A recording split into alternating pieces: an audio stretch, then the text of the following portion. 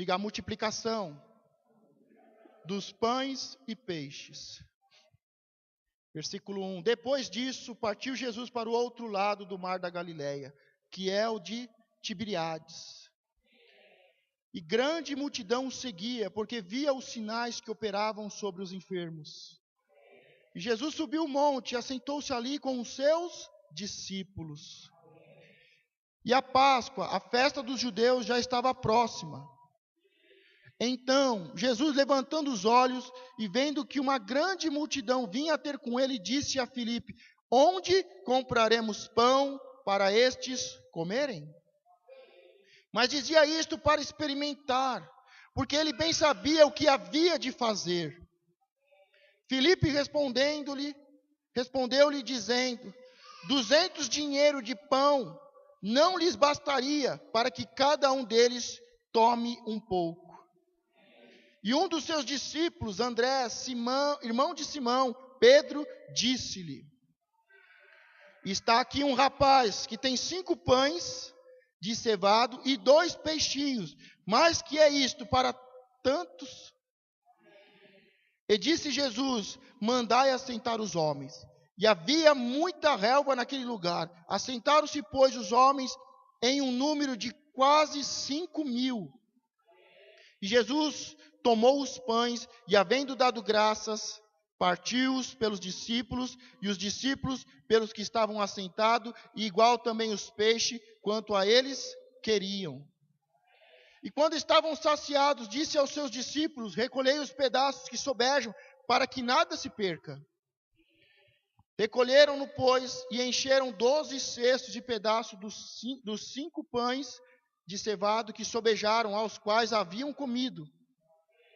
Vendo, pois, aquele homem o milagre que Jesus tinha feito, diziam: este é verdadeiramente o profeta que deveria vir ao mundo.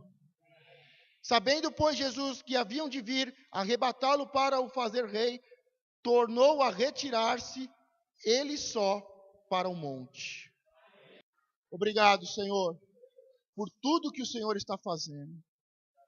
Quando olhamos esse texto, nós sabemos que esse texto é continuação do texto em que os discípulos foram enviados de 2 em 2 e que expulsaram demônios, fizeram milagres e prodígios. Foram enviados com poder e autoridade para curar os enfermos, expulsar os demônios. E eles voltam a Jesus agora dizendo e falando: até os demônios nos obedecem. Toda pessoa que é enviada debaixo de proteção e leva consigo a unção de Deus, que é poder e autoridade para curar os enfermos, expulsar os demônios, limpar os leprosos, colocar de pé os paralíticos e ressuscitar os mortos. E eles voltam e dão um relatório a Jesus dizendo: os demônios se sujeitam a nós somos cheios de poder e autoridade. E Jesus diz: melhor do que expulsar demônios é ter o nome no livro da fé, no livro da vida. E aí Jesus se depara com uma grande multidão, e ele, para testar os discípulos, fala: o que nós vamos fazer agora? Há uma grande multidão e eles estão com fome. Diga: o que vamos fazer agora? Muitas vezes nós não sabemos o que vamos fazer, mas Jesus, como líder, ele sempre sabe o que vai fazer e o que vai acontecer. E ele pergunta para os seus discípulos para testá-los: o que vamos fazer agora? Como vamos alimentar a multidão? E os discípulos não sabem como fazer. Uns tentam pelo dinheiro, outros falam: não tem como dar o de comer. Mas Jesus já sabia o que ele ia fazer. Diga: Jesus já sabe o que deve ser feito aqui em Suzano. E muitas pessoas inventam. Pensam que para fazer a obra de Deus precisa ter dinheiro, precisa ter recursos. O que precisa saber para uma equipe funcionar é quem é Deus, quem é o líder. E a equipe confiar na palavra. Diga: eu preciso ouvir a palavra. E Jesus testa, e eles dão as soluções, se esquivam, não tem como resolver esse problema. Mas Jesus agora começa a passar as instruções. Porque a direção sempre vem do líder, sempre vem do técnico, sempre vem de Deus. Diga, a peça fundamental é o líder. Depois, os discípulos. Depois que nós entendemos quem é o técnico e quem são os discípulos, nós vamos nos deparar com os problemas. Diga, problema é uma forma visível do poder de Deus se manifestar. Então eles estavam sabendo que eles foram enviados e tinham poder e autoridade para curar e expulsar demônios. E quando eles chegam, eles precisam se deparar com o técnico da equipe, com o líder da equipe, com o pastor, Jesus Cristo, que é o bom pastor. E eles precisam reconhecer que há uma autoridade, existe um técnico e Jesus é o mestre. E que eles são os discípulos. Quando há um técnico, uma equipe, e sabemos quem é o pastor e quem é a equipe, vamos nos deparar com os problemas. Qual é o problema que você está passando? Qual é o problema que a sua família está passando? Qual é o problema que a multidão do Miguel Badra está passando? Qual é a dificuldade que o povo tem aqui? Qual é a dificuldade? É de ter o de comer? O problema é a miséria? O problema é o divórcio? O problema é as drogas? O problema é uma falta de perspectiva para o futuro? Qual é o problema que nós nos deparamos aqui?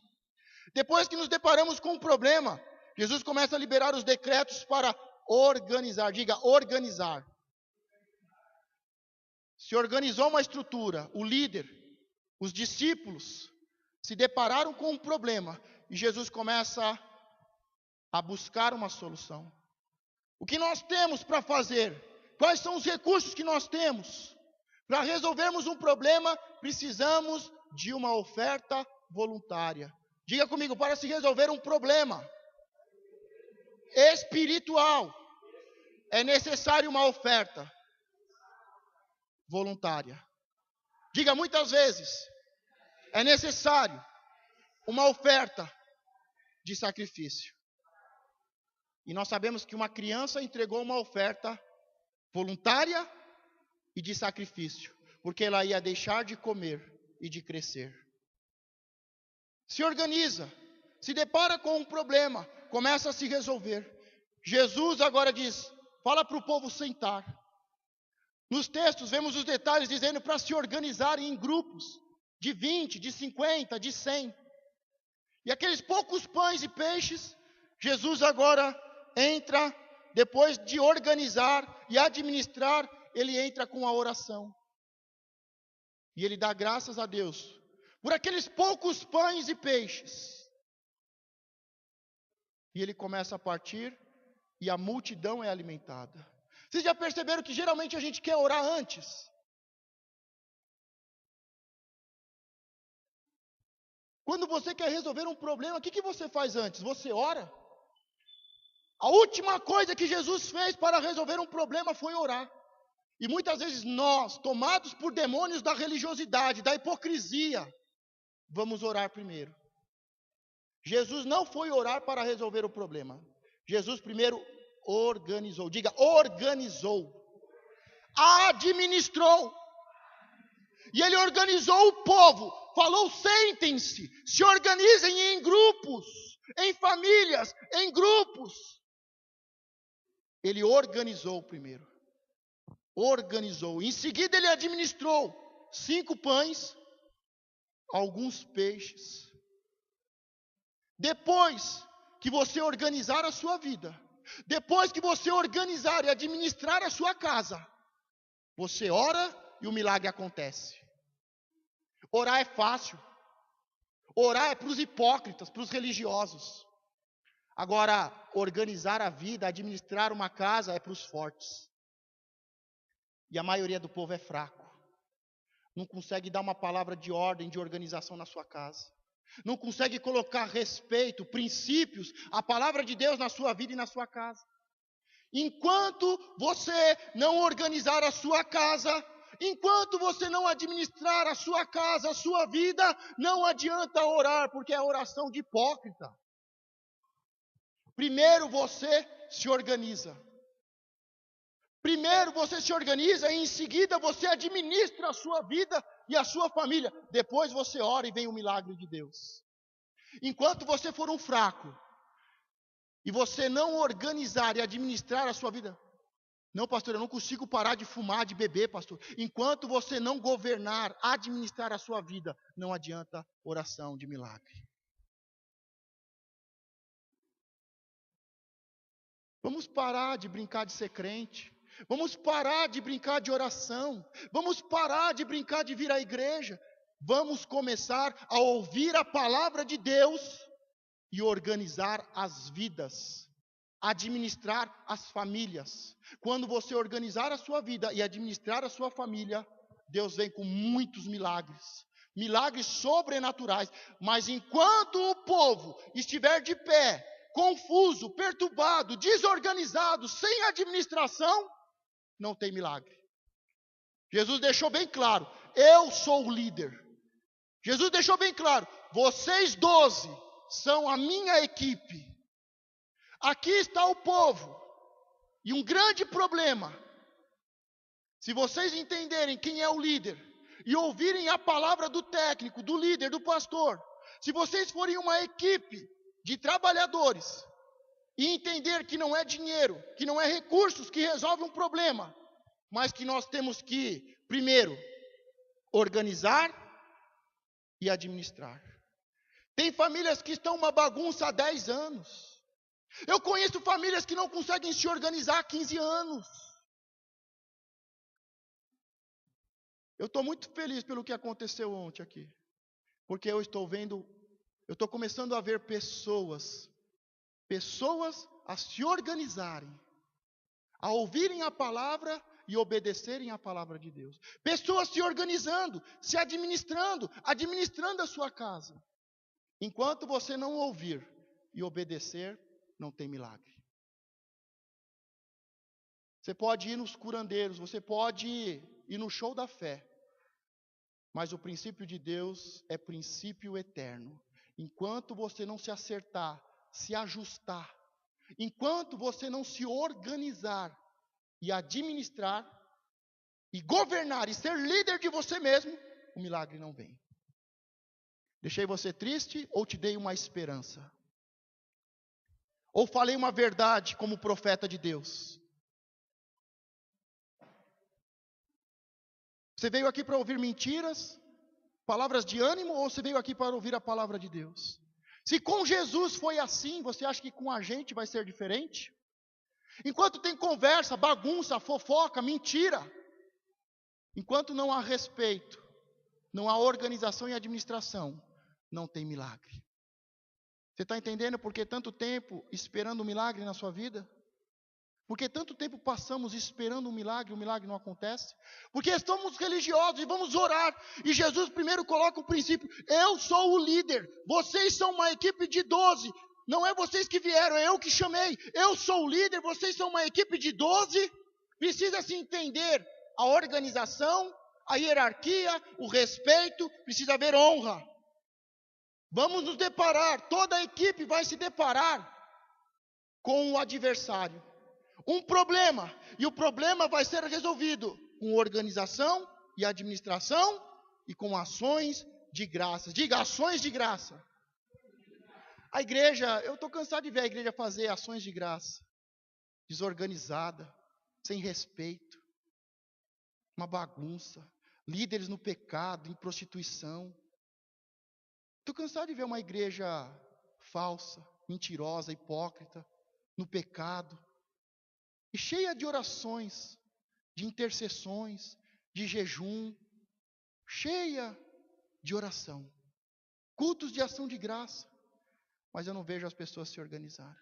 Enquanto você não se sentar em um grupo, enquanto você não se sentar, se organizar em grupo, o milagre não vem. Você está entendendo por que Deus está dando uma ordem para nós que estamos aqui, formarmos uma equipe de 12, outra equipe de 12, e somos e sermos enviados de 2 em 2, enquanto não organizarmos a equipe, enquanto a igreja enquanto a igreja não estiver organizada com um líder e uma equipe de 12 e uma equipe de 12 reserva, enquanto não houver discípulos dispostos a irem, estamos perdendo tempo.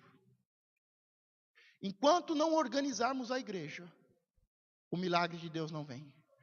Você já passou por quantas igrejas? Você já teve quantos pastores? Quantos técnicos? Quantas vezes já foi mudado?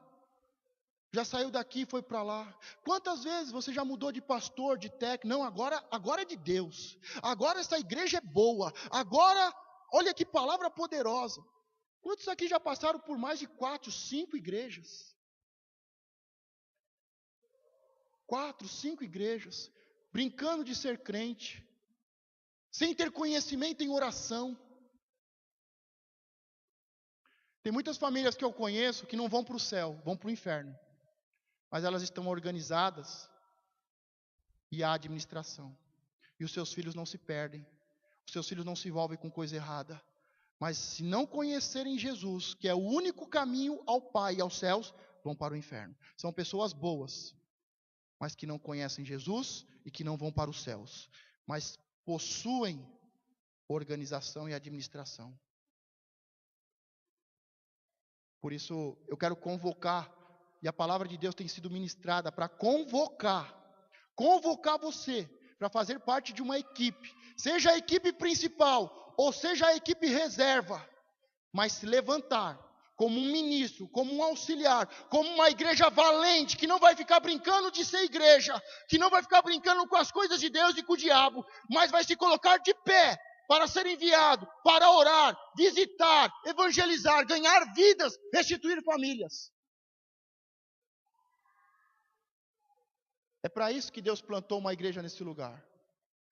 É para isso que Deus te escolheu. Não vos escolhi a vós os 12? E depois do líder, discípulos, se deparar com um problema, organizar, administrar e dar ações de graça, aconteceu um grande milagre. A palavra diz que todos comeram até estarem satisfeitos, saciados. Mas o texto também diz que Jesus liberou uma ordem para os 12, para os discípulos, e falou: peguem o cesto e recolham o resto, porque sobejou. O povo levou comida para casa? Diga não. Mas os discípulos levaram. Se você for um discípulo, você não só vai comer na presença e na mesa do Senhor, mas você vai ter um cesto cheio para levar para sua casa e ter comida para muitos dias. A bênção para os discípulos de Jesus, para aqueles que fazem parte da equipe, não é uma bênção momentânea para um dia, para saciar a sua necessidade momentânea, mas aqueles que fazem parte da equipe de Jesus, da equipe da missão, que trabalham, que pegam de Jesus os pães e levam os pães e os peixes até a multidão, até os grupos, até as famílias. Esses que são discípulos e estão trabalhando, não possuem uma bênção momentânea para o dia e para saciar a sua necessidade momentânea. Eles saem saciados, cheios e com muitas bênçãos para muitos dias. Essa é a recompensa para aqueles que são discípulos. Povo é povo. Povo come o que você dá na hora. E não tem o direito de levar nada. Povo não tem o direito de levar nada. Nem as migalhas que sobram. Agora, quem é discípulo vai ficar. Vai terminar de ajudar. Vai ser o que come mais. E vai pegar tudo que sobrou para levar para a sua família, para a sua casa. Diga, é muito bom ser discípulo.